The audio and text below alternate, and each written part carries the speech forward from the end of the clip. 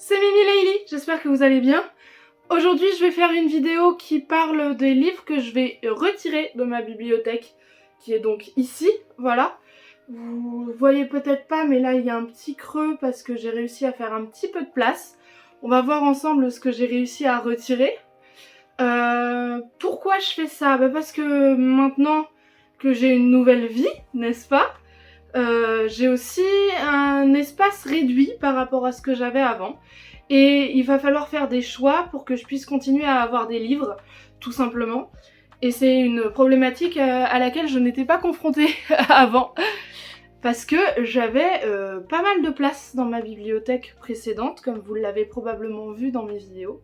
Et du coup là, il va falloir que je me sépare de certains livres, et en l'occurrence, ce sont des livres que j'ai majoritairement déjà lus, et même certains qui étaient dans ma pile à lire, chose absolument incroyable à propos de moi, puisque je vous avais dit que tout ce qui était dans ma pile à lire resterait dans ma pile à lire, puisque il n'y a pas de raison qu'un jour j'ai plus envie de les lire. Et en fait je me suis posé la question, est-ce que ça vraiment un jour j'ai eu envie de le lire? Si c'est le cas, si un jour j'ai eu envie de le lire, mais que pour l'instant l'envie est passée, j'ai laissé dans ma bibliothèque. Mais si c'était pas le cas et que je l'avais gardé par gentillesse parce qu'on me l'avait prêté ou parce qu'on me l'avait donné ou parce qu'on en avait fait un cadeau ou principalement ça en fait, je me suis dit c'est juste de la courtoisie finalement. Il n'y en a pas beaucoup qui sont dans ce cas-là, je vous montrerai un petit peu. J'ai réussi à évacuer... Oh, moi j'ai mon chien qui arrive là, et en plus je suis complètement dans le lit du chien pendant que le chien fait sa sieste. Donc elle est vraiment en train de me regarder comme ça, genre « Mais pourquoi tu m'embêtes ?» C'est très rigolo. Il y a 2 sacs là que j'ai réussi à faire avec des livres dont je me sépare. Je sais pas trop ce que je vais en faire, j'ai un voisin qui travaille au Secours Populaire, je crois, ou à la Croix-Rouge. Je sais plus si c'est à l'un ou à l'autre, mais du coup je peux tout à fait lui donner pour que il puisse les mettre en vente à 1 ou 2 euros. Sinon, il y a l'application BAL, B-A-L, je ne sais plus ce que ça veut dire, qui propose de mettre les livres d'occasion pas trop abîmés en vente. On va voir si je fais ça, et sinon j'ai toujours l'option boîte à livres, mais puisque peut-être que BAL ça veut dire boîte à livres. Ah. Mais puisque y a l'option Secours Populaire, je pense que la boîte à livres ce sera moins utilisé. Mais sait-on jamais, voilà. Pour peut-être ceux qui seront un tout petit peu plus abîmés. Il n'y en a pas tant qui sont vraiment abîmés. En fait, je me auto-flagelle souvent en disant que j'abîme beaucoup mes livres. Mais c'est pas tant le cas que ça. Pourquoi je vous fais cette vidéo là aussi, c'est parce que comme je vous l'ai dit, comme ma vie a complètement changé, a pris un tournant très inattendu finalement. Il y a tout un tas de choses auxquelles il faut que je me réhabitue, et notamment créer un emploi du temps qui me soit stable, et pour l'instant c'est pas encore le cas, ça va venir avec le temps, je suis pas du tout inquiète. Mais du coup j'ai absolument très peu de temps pour moi, donc très peu de temps pour la lecture pour l'instant. Et ce qui fait qu'en 2 mois, j'ai lu 2 livres. Et donc, je vais devoir trouver des techniques pour espacer les avis lecture sur ma chaîne. Parce que, alors déjà, je sais que c'est pas les vidéos que vous aimez le plus regarder, mais moi j'aime beaucoup les faire, donc je vais continuer à en faire. Mais c'est surtout que, faire un avis lecture sur 3 livres, ça a vite un intérêt limité, ou alors n'hésitez pas à me dire si vous pensez que ça peut être une bonne idée, que je fasse des avis lecture plus courts, plus condensés, sur moins de livres, et que je m'étale un peu plus sur chacune de mes lectures. Ça peut être une idée. Enfin bref, je vous demande votre avis, n'hésitez pas à me donner votre avis dans les commentaires. Voilà. Donc, on va commencer un petit peu à voir ce dont je me sépare. En premier, je me sépare de Aurélie Valognes, Le tourbillon de la vie. Pourquoi celui-là? Parce que quand je l'ai lu, j'ai pas spécialement accroché. Et il m'a paru un petit peu bateau, un petit peu plan-plan. Et comparé à du Virginie Grimaldi, qui je trouve écrit la plume contemporaine beaucoup plus fluidement, ou à du Valérie Perrin, ou à du Mélissa d'Acosta, je trouve que Aurélie Valognes, c'est un peu moins bien fait, mais c'est mon avis personnel, ou en tout cas je suis moins sensible à sa plume. Je vire Anna Gavalda, La Consolante, qui était un livre qui était dans ma pile à lire. Je ne sais pas de quoi il parle. Même le résumé me parle pas. Ça c'est typiquement le cas dont je vous avais parlé. On me l'a donné parce que si on s'en séparait, j'ai fait vas-y je veux bien le garder, on va voir ce que ça donne. Et en fait il me tente pas plus que ça. Et même déjà quand je l'ai récupéré, je m'étais dit pourquoi pas, mais c'était pas un grand oui quoi. Donc ça va partir bah, probablement, comme il est un tout petit peu abîmé, je suis pas sûre qu'ils en veuillent sur l'application Balle. Peut-être que ça partira plutôt au secours pop. Ensuite, je vais me séparer de Castille de Nicolas Buisson. C'est un auto-édité que j'avais trouvé dans une brocante, que j'ai bien aimé mais qui a pas cassé trois pattes à un canard. C'est bien écrit, c'est juste que le résumé est très spoilant, donc je vais pas vous en faire un résumé précis. En fait, c'est l'histoire d'une jeune fille qui elle donne vie en fait à des animaux de papier ou de plastique ou de métal, enfin de ce genre de choses. Et c'était très mignon, mais le résumé est très spoilant et j'ai pas envie de vous en dire plus. C'est de l'auto-édition, soutenons les auto-édités, c'est assez bien écrit, mais moi je pense que je suis pas spécialement rentrée dedans. Le chat, tu vas faire une bêtise, et tu vas faire... Oui, bah oui, tu vas faire une bêtise et tu vas faire tomber ma caméra. Je te connais le chat. On continue. Je me sépare de Timelapse de Nadia Richard que j'avais lu parce que j'ai eu une grosse période où j'adorais suivre les vidéos de Nadia. J'étais très très fan de son contenu. Ça m'est un petit peu passé. Si vous ne savez pas ce qu'elle fait, elle a fait beaucoup d'humour et puis ensuite elle est passée Dr Love. Donc elle s'occupe des histoires de cœur des gens et elle leur donne des conseils, etc. etc. C'est un business qui lui fonctionne bien et je lui souhaite plein de bonheur. C'est juste que son livre, j'y avais pas spécialement accroché, j'ai pas trop compris la fin. Je sais qu'il y avait une suite qui était prévue mais qui est pas dans les bacs. Et en l'occurrence, pour Timelapse, j'avais beaucoup eu de mal avec la protagoniste principale, avec le personnage principal. Du coup je l'avais trouvée très antipathique et du coup je suis vraiment pas sûre d'avoir envie de lire la suite si un jour elle sort, et comme elle est pas dans les bacs, je suis pas sûre qu'elle sortira un jour. Donc pas beaucoup d'intérêt de le garder. Oh mon chat, tu vas dans la bibli? Je continue, je me sépare alors que je pensais pas m'en séparer de L'infini des possibles de Nory Elson Spielman que j'avais lu, qui venait d'une boîte à livres, qui était l'un de mes coups de cœur de l'année 2024 je crois.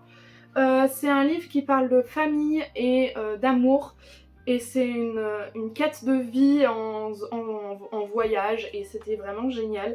J'ai beaucoup aimé cette lecture, je sais juste que je le relirai pas, ça me prend de la place et du coup c'est la raison pour laquelle je m'en sépare, mais ça c'est pas du tout négatif. Je me sépare, alors celui-là... Je me sépare de Bad News, les annales des faits divers trash, génial, qu'on m'avait offert et qui m'a jamais botté, que je n'ai jamais lu, que j'ai gardé dans ma bibliothèque en me disant c'est un cadeau quoi. Mais je crois que je suis pas très fan de trucs trash comme ça, et je suis un peu beauf comme personne, mais quand c'est trop trash, ça me dégoûte et j'ai pas spécialement envie de le lire. Il est en très bon état puisque je l'ai jamais lu. Voilà, je m'en sépare, même si c'est un cadeau, c'est pas bien. Je me sépare de Ainsi gèlent les bulles de savon de Marie Vareille, que c'était mon ancienne belle-mère qui me l'avait prêté. Elle n'a pas voulu le récupérer, elle m'a dit tu peux le garder. Je l'ai beaucoup aimé. C'est juste que effectivement c'est un manque de place dans ma bibliothèque. C'est une histoire de femmes qui ont tout un lien avec la maternité, et je vais pas dire exactement lequel, et sont des points de vue qui s'entremêlent, et j'avais vraiment beaucoup aimé cette lecture là. Marie Vareille pareil, c'est une autrice que j'ai envie de découvrir un peu plus parce que c'est la plume contemporaine à la Virginie Grimaldi dont je parlais tout à l'heure, et elle pour le coup je suis très sensible à sa plume. Je pense que ce qui est difficile pour moi avec Aurélie Valiogne, c'est qu'elle est moins dans l'introspection, et comme j'aime beaucoup ça, et ben du coup forcément les livres qui sont très introspectifs, ça fonctionne très bien sur moi.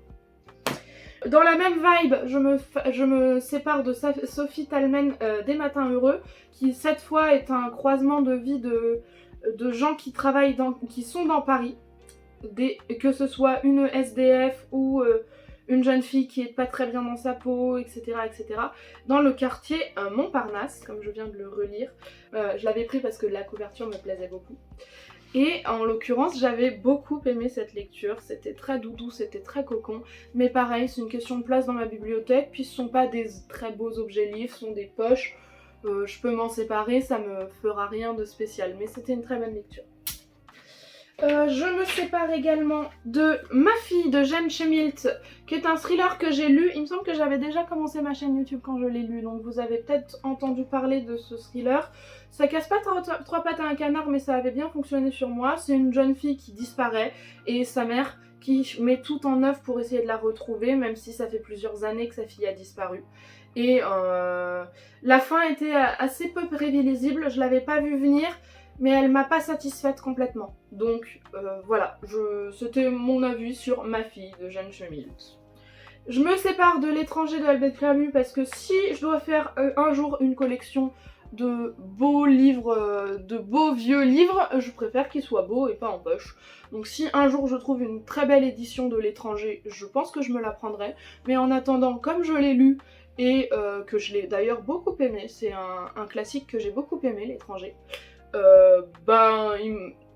ouais, je vois pas l'intérêt de le garder dans ma bibliothèque. Je suis revenue, le cadre a peut-être un petit peu changé, j'ai eu me déplacer, donc, et la caméra m'est tombée dessus. Bref, on continue. J'ai fait le premier sac, et maintenant il m'en reste encore un. Alors, dans le deuxième sac, je me sépare de la trilogie de Waldstadt de Pierre Pével. J'ai beaucoup... Alors, je suis un peu basse. Hop, hop, hop. Voilà, vous ne saurez pas, mais je suis sur mes genoux. Si maintenant vous le savez. Je me sépare de la trilogie de Waldstadt de Pierre Pével, qui est une trilogie que j'ai beaucoup aimée, qui était de la fantasy historique, qui fonctionne très bien sur moi. Mais, question de place, j'ai pas spécialement envie de garder le livre dans ma bibliothèque parce que je trouve pas qu'il ait spécialement un intérêt. J'ai fini la trilogie, elle m'a plu, mais j'en garde pas un souvenir impérissable. C'est l'histoire d'un chevalier en fait qui va se battre contre les... Alors, c'est pas les Templiers? Si, je crois que c'est une histoire de Templiers. Vous voyez, ça doit faire 3-4 ans que je l'ai lu et du coup je m'en souviens plus excessivement bien. Mais c'était une très très bonne lecture, en tout cas je l'avais prêté à ma maman qui l'avait bien aimé également. Et puis elle me l'a rendu. Je l'avais acheté à une foire Fnac à Dijon il y a un petit moment et il m'a coûté genre 2 € ou 3 €, donc c'est aussi pour ça que j'ai pas un affect particulier à ce livre-là. Je me sépare du Muguet rouge de Christian Bobin, une série de poésie, enfin c'est une poésie en prose qui m'a pas du tout percutée, qui avait gagné un Goncourt de la poésie. Bon, moi j'y ai pas été sensible, pourtant je suis très sensible à la poésie, qu'elle soit en vers ou en prose. Je me sépare d'un livre qu'on m'a offert il y a très longtemps, Brian Greene, La réalité cachée, l'univers parallèle et les lois du cosmos. Je le lirai jamais. C'est un livre de physique sur l'univers, la théorie du Big Bang, l'espace-temps, tout ça. Sur le papier c'est très intéressant et comme vous le savez peut-être, je suis prof de physique-chimie et je suis passionnée par l'espace. Mais ce livre-là, j'ai jamais eu le courage de me plonger dedans parce que ce sont des théories de physique assez poussées. Je vais peut-être demander à ma meilleure amie si elle le veut. Parce que elle est... C'est comme ça qu'on s'est rencontrés, on a fait partie d'une asso d'astro... Enfin, on était dans la même licence. Mais surtout, on est devenus très très proches parce qu'on était dans la même asso d'astronomie à la fac. Et je pense que ça pourrait l'intéresser, donc je lui proposerai si elle le veut. Voilà, on va le mettre de côté. Dans la même veine, j'ai le livre de Stephen Hawking, On the Shoulders of Giants, qui est excessivement compliqué et en anglais, et qui est une belle bricasse, et que j'ai jamais eu le courage d'ouvrir. Déjà lire en anglais, vous connaissez ma difficulté avec ça. J'ai le portrait de Dorian Gray qui est en anglais dans ma bibliothèque, c'est le seul livre en anglais dans ma bibliothèque. Celui-là, je crois que c'était mon grand-père qui me l'avait offert. C'est un très beau livre, mais vraiment je me sens pas. voyez, c'est même juste à observer, ça me paraît... Et puis j'ai pas le niveau. Vraiment, je pense que mon grand-père voulait faire de moi une énorme physicienne, une très grande physicienne, et j'ai le niveau CAPES et j'ai loupé la grecque 2 fois. Donc, enfin, j'ai loupé la grecque 2 fois parce que je l'ai pas travaillé correctement, soyons très honnêtes. Je l'aurai, de toute façon, un jour je l'aurai, comme la MAF. Pardon pour les refs nuls. Je me sépare également de La machine à exploser les dimensions de Geoffrey Claustrio. Pourquoi ? Parce que j'ai pas été trop fan de cette lecture que j'ai faite il y a facilement 3 ans, qui est une maison d'édition avec laquelle j'aurais voulu travailler, mais ils ont pas voulu de mon manuscrit, donc écoutez, ça arrive, hein, c'est pas la fin du monde. Et en l'occurrence, j'avais acheté une série de livres de leur part, dont celui-ci, et celui-ci ne m'a pas trop plu.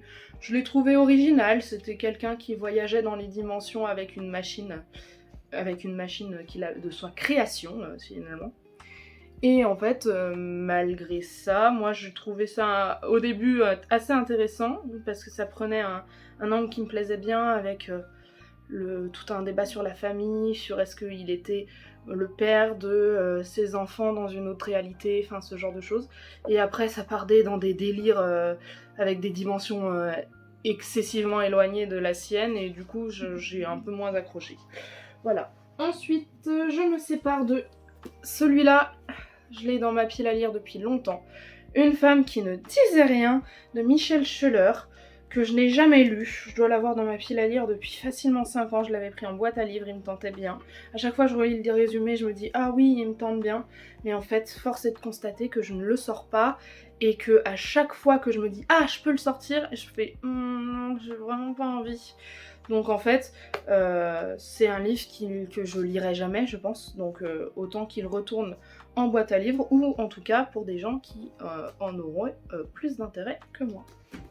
Je me sépare de La laisse de Françoise Sagan parce que je l'ai bien aimé, mais le livre est un peu abîmé, il part un peu dans tous les sens. C'était ma première expérience avec Françoise Sagan. Trop cool, j'adore sa plume. Alors, bravo Amélie, tu adores la plume de grands auteurs classiques, oh là là. Ben on peut ne pas les aimer des fois, et en l'occurrence Françoise Sagan, j'ai trouvé ça mais criant de vérité. Là l'histoire de La laisse, c'est un jeune homme qui est marié avec une jeune femme dans la haute société française, puisque Françoise Sagan est française, n'est-ce pas ? Qui l'emmène à des dîners mondains et des choses comme ça, et elle se sent petit à petit étouffée, et à force, ou c'est lui qui est étouffé par elle, je ne sais plus. Ah oui, c'est elle qui le materne, hein, si vous voulez. Et du coup, lui c'est un musicien fauché, elle c'est une meuf de la haute, et ça marche pas, et c'est tragique. Le livre est tragique, hein. Mais qu'est-ce que c'est bien écrit, j'ai énormément aimé. Et pour la petite anecdote, j'ai récupéré ce livre chez mon ancien prof d'écriture quand j'étais à la fac.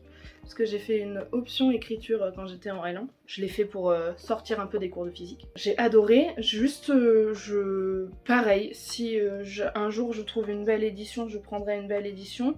Mais celle-ci ne me plaît pas particulièrement, la couverture est pas spécialement belle, je trouve. Et du coup, même si j'ai adoré cette expérience de lecture, j'ai pas spécialement envie de garder le livre. Voilà. On a presque fini, je vous assure qu'on a presque fini. Alors, je me sépare, et je suis désolée ma Yum Yum, si tu passes par là, je suis désolée parce que tu me l'as offert, mais je me sépare de La prophétie des abeilles de Bernard Werber. Je vous en ai parlé en long, en large et en travers dans une vidéo récente. Enfin récente qui doit avoir 6 mois, mais quand même. Oh, j'ai pas du tout aimé. C'était une catastrophe. C'était une catastrophe, ça parle dans des délires ésotériques, et on va changer le passé en entrant dans nos vies antérieures, et ça m'a pas plu. Voilà, ça m'a pas plu, et du coup, au revoir. Je me sépare dans la veine, ça m'a pas plu. Je suis désolée pour Chris Wood, qui est en plus un auteur que je suis sur Insta et que je trouve très cool dans la vraie vie. Mais j'ai pas du tout adhéré à son univers et à sa plume. Donc les cycles d'Erian Kiria, qui était pas mal. C'était une novella, mais il était mieux que en tout cas le tome 1 de Malédiction des cycles d'Erian, que j'ai pas trop aimé, que j'ai trouvé un peu lent, j'ai eu du mal à m'attacher aux personnages, j'ai pas ressenti de connexion avec eux, aux personnages au pluriel hein, du coup. Et du coup bah ça l'a pas trop fait pour moi, c'était pas une très bonne lecture, j'ai mis du temps à le lire. Mais c'est des histoires de fantasy avec des quêtes épiques. Si ça peut vous intéresser, n'hésitez pas à aller voir. Chris Wood est quelqu'un de génial. Et ces livres, bah du coup, moi m'ont pas plu, mais peut-être juste que j'étais pas le bon public. Et enfin, la dernière chose dont je me sépare, c'est le mythe de Cthulhu, parce que je ne le lirai pas. J'ai lu la version petite novella là, qui m'a pas plu. J'ai lu Le Cauchemar d'Innsmouth, qui m'a pas plu. Et je crois qu'il faut que je me fasse une raison. Si je veux rentrer dans l'univers de Lovecraft, ce sera avec les jeux de plateau, avec le travail de Gutanabe, mais pas avec Lovecraft, parce que ça ne marche pas sur moi. Voilà, on a fait le tour. Je pensais que ce serait beaucoup plus rapide que ça, mais en fait, ça m'a pris du temps hein, de faire le tour de tout ce dont je veux me séparer. Ça m'a permis de faire un petit peu de place pour que je puisse recevoir, j'ai craqué parce que j'ai vu et revu cette pub et je suis la cible parfaite, pour les poèmes éternels de Hachette. Je trouve des couvertures magnifiques et comme je suis férue de poésie et que je connais pas mes classiques en la matière, je suis très contente de commencer cette collection. Voilà, sur ces belles paroles, je vous souhaite à tous et à toutes une très belle vie, d'être heureux dans vos vies, de faire des rencontres qui vous plaisent et avec lesquelles vous vous sentez bien, d'avoir une vie aussi positive, qui prenne des tournants aussi positifs que la mienne, et je vous fais d'énormes bisous. Ciao!